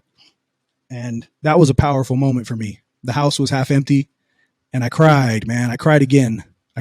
Because I knew it was a new beginning for me. You know, we had gone from a family to a separate family to a toxic marriage to now here I am. My kids aren't here. And I don't give a fuck that my wife wasn't there. Thank God she wasn't there, you know, but my kids weren't here. And that was hard. But it was, I thought back to my time in Peru and it was like, surrender. It's what we're teaching you. Surrender. We're giving you opportunities. The universe give you opportunities to learn your lesson. But if you don't learn, the opportunities get bigger and bigger and turn from a kitten into a fucking lion. And it will fucking eat you if you don't learn your lessons, you know? So surrender, let go, surrender, let go, surrender. So, you know, I surrendered at that time. And I did learn that my kids were the happiest they've ever been with separate parents. And they got to see two parents who were free and happy. They got to see their dad in the happiest state. You know, when my kids come to my house, there's no fucking fighting. It's relaxed. It's calm. There's candles on. There's incense burning. There's probably some reggae music playing. We got LED lights. It's always very calm in my house when they come here. I can see my daughter when she comes to my house, she breathes a sigh of relief. She always says, "I'm glad I'm home, Dad." Every time she comes over, you know, because now she can see her dad in a happy state, you know, And she couldn't see that before when I was stuck in a marriage that I didn't want to be in. And I talk about this because there's a lot of people out there stuck in a marriage that they don't want to be in because they think that's what they have to do. And you don't have to do that. You don't have to do that. You can be free. So one other thing I wanted to talk about that was very important on my journey in life. And there's a million things I didn't touch on, but we're already at an hour and a half right now. If you stuck around to this point, you're a fucking gangster, and I appreciate you. Make sure you hit me up on Instagram. Let me know you listen to this whole long ass motherfucker. Follow on Spotify, iTunes, whatever it is, I appreciate you. So with all that being said, the one thing I wanted to add was a huge game changer in my life was when I first moved to San Diego. I started Brazilian Jiu-Jitsu at the Stronghold in Point Loma with Professor Mike Kusi. And that changed my life, man. That's something I always wanted to do. My ex-wife had practiced jiu-jitsu, but anytime I wanted to start while we were married, she would always fucking, this is my sport. Stay out of my hobbies. Don't do the things I'm doing. Even though I did jiu-jitsu before she even started. I tried it years ago. It didn't work out for me because I was a cop and my ego was too big. I couldn't handle getting my ass beat. And so I just stopped going. But yeah, at the time, I never started again because like I said, and I'd rather keep my wife from going on a fucking psycho tear and not doing jiu-jitsu because she was doing it. Well, once she moved out, or, once we were completely separated here in San Diego, I was digging into jiu-jitsu, and I've been going for 4 or 5 years now. And jiu-jitsu has been this for all the people out there. I know we have a lot of men listening, a lot of men 35 to 45 who have kids or who are middle age and who are trying to figure out how to get in shape, how to get your mind right, how to feel better, how to beat depression, how to gain confidence again. Dude, you got to get into jiu-jitsu. Jiu-jitsu is a daily test because you're fighting, you're going 100% with somebody every day, except you're not punching each other. You're fighting until one person taps out. You're making another man submit to you. And it's this technical puzzle that you never stop learning. So as you go, you continually think about it. It gives you a goal it gives you a goal to work on in your life. When you have a goal to work on in your life, you become happier. When you have a goal to work on in your life, your mind becomes clear. It's such a difficult workout that you come out of there feeling like $1,000,000 because you've just pushed yourself to your limits. And so depression and anxiety and those things, they go away. There's a hashtag, jiu-jitsu saved my life. And that's true, man. I can say it on multiple occasions. Jiu-jitsu saved my life through a lot of struggles. I've been through, especially in the past 6 months, man, I've been through the darkest night of my soul yet to date, the worst depression, the darkest place I've ever been, and I'll talk about that more at a later date, but 6 months of fucking the worst place you can be in, man. I had some things happen in my life that, nobody should have to go through. And if it wasn't for the friends and the people around me, I don't know where I would be right now. And jiu-jitsu saved my life. Even when I was going through that, my professor was hitting me up. Hey, you got to come in. If not, you're going to drive yourself crazy. You got to come in while you're going through this. And I did. I started training because I had taken time off. I started training again, and it helped me through the worst situation I've ever been in my life. The worst grieving I've ever been in my life. The worst depression I've ever been in my life. Jiu-jitsu literally helped me through that, as well as the really good, powerful friends I've surrounded myself with in life. So yeah, man, if you've ever thought about starting jiu-jitsu and you're thinking, well, when I get in shape, I'll start, or, I'll start later, just go, just hit me up. We have a podcast, Soul Rollers. Listen to it from episode 1, Soul Rollers, SOUL Rollers, ROLLERS. We talk about jiu-jitsu, life, and self-mastery. And I think if you're listening to this, you'll also like that podcast. But yeah, man, I can't recommend Brazilian Jiu-Jitsu enough for anybody. You're going to get in better shape. You're going to get in excellent shape. You're going to become more confident than you've ever been. You're going to get stronger than you've ever been. You can get rid of all your mental health fucking prescriptions and just go to jiu-jitsu. You can get rid of all your heart prescriptions and go to jiu-jitsu. Again, I'm not a doctor. Don't listen to the shit I'm telling you as far as medical, but you're going to be the healthiest you've ever been mentally and physically. You're not going to need all that shit. You're going to want to diet. It's going to make you want to eat better. It's going to make you want to drink water. It's going to make you want to get your sleep because you don't like going and getting your ass beat every day. It does so many things for you. And, you know, I'm, I've been going, I don't know how many years now. I'm a blue belt right now. I've been on and off with injuries and also personal things that have taken me out, but I train as much as I can, and it keeps me level, and it keeps me in shape, and it keeps me happy, and it keeps me creative. And again, see, I even got the jiu-jitsu hat on right here, jiu-jitsu propaganda. And the Lions Not Sheep shirt. But yeah, start jiu-jitsu, man. That was one of the most important thing I've done for my life and for my ego. It really knocks your ego down. And when you knock your ego down, you become closer to who you truly are, and you become creative. So yeah, that's it as far as jiu-jitsu. Just go start. I'm now attending North Park Jiu-Jitsu in North Park with the same professor, Mike Kusi. Shout out Mike Kusi. Shout out North Park Jiu-Jitsu. Great place to train. If you're in San Diego, come train with us at North Park. Everybody there is cool, laid back vibes. Always got some good 90s hip hop playing, or yeah, mostly we play some old school hip hop, man. Or you'll find some reggae playing in there. A lot of cool guys, all different levels to roll with, and just a good vibe, man. Just a good jiu-jitsu vibe. The Mike Kusi is a fucking wizard when it comes to jiu-jitsu, and he's the type of teacher who knows his students, so he can help you individually get better at your own game. But that's a whole nother thing when we're talking about jiu-jitsu. So as far as my story, man, it continues. I continue to work on being the greatest version of myself. I continue working at beating depression naturally. And I do struggle now and then. I've just come off of the worst depression of my life for 6 months. I mean, I had something happen in my life that kind of triggered the depression, but man, those dark nights of the soul, I've become stronger than I ever have in my life in the past 6 months because of this struggle that I've gone through. So I'm grateful for all of it. I'm grateful for everybody in my life. Anybody listening to this, I'm grateful for you. All of my good friends who walked me through this the past 6 months, who have been there for me every day, whether Marco Polo or phone calls or messages. I appreciate you guys. You know who you are. I love you and I appreciate you. I'm just getting started in my life, and that's how I always look at life.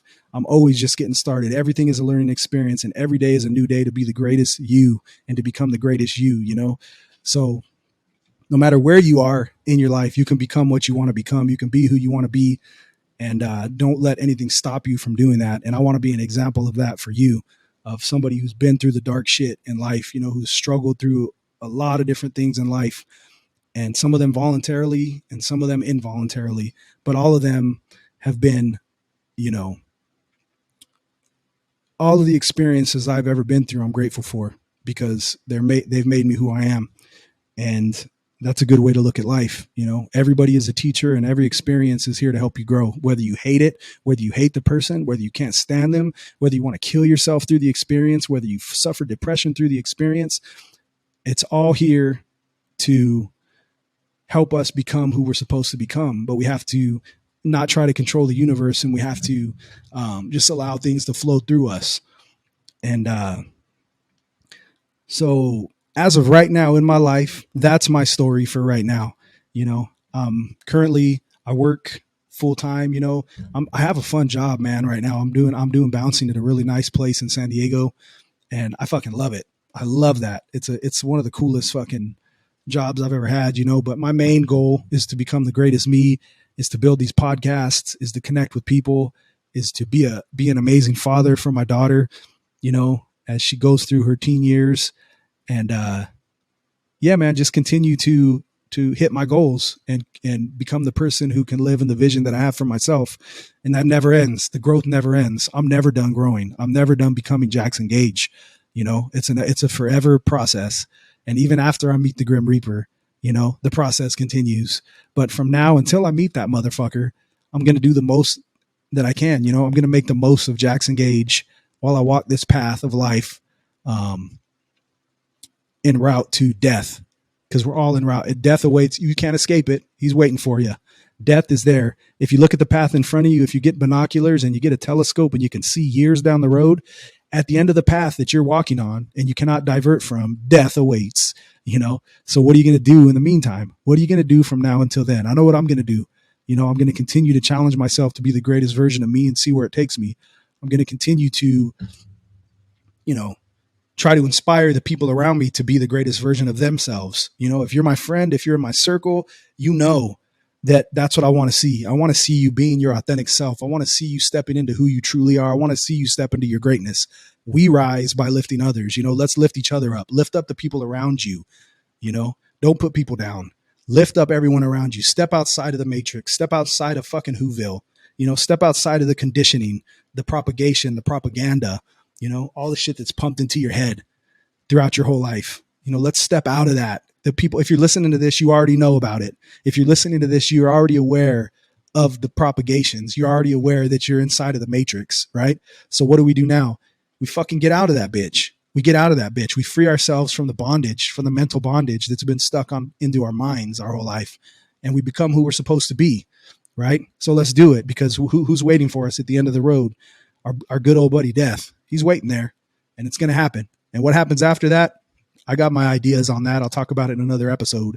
But from now until then, our life here on this earth is very important. It's precious. It's a treasure. You've been given a gift. You've been given a gift, and you have a gift to give to the world, and only you know what it is. But you have to make the decision to give that gift to the world. No one's going to do it for you. No one's going to pull that gift out of you.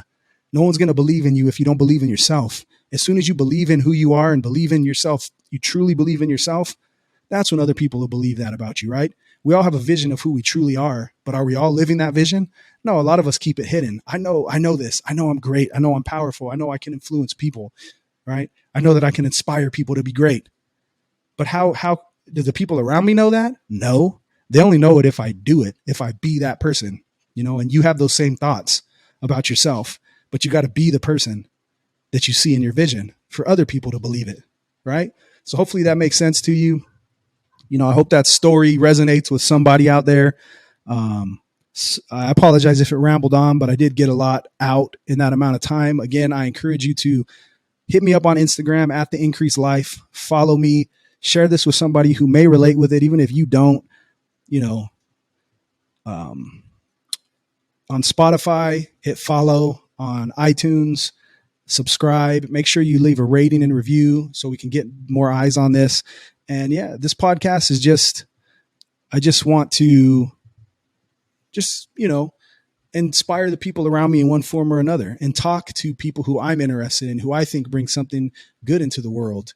And maybe you can get something out of it too. So if you're alone, if you feel hopeless, whatever it is, come hang out with us on the Jackson Gage Collective. Come hang out with us, once a week, twice a week, a couple hours a week, and listen to what we have on here, because my goal is to try to bring some value to you, whether it's through an interview or through something I have to say, whatever it is. I'm hoping that you can take some value from it to help you become who you're supposed to be, your authentic self in this lifetime, so that you can make a difference in this world and we can break free of this fucking bondage that is all around us. And we do that by becoming our powerful human selves, remembering who the fuck we are, right? So anyhow, bless you. God bless you, whatever God is to you. I thank you for listening to this. My name is Jackson Gage. This is the Jackson Gage Collective. If you have any questions, please hit me up on Spotify. You can leave an audio message. I'm fucking completely grateful. If you listen to this fucking long, I'm completely grateful. You're a hardcore friend, and I appreciate you, whether I know you or not. Jackson Gage Collective. We don't just talk about it. We live this shit. All right. Peace and love to you. Spread some goodness and some light into the world, and hit me up. All right. Peace. The Jackson Gage Collective, the world's most intriguing podcast.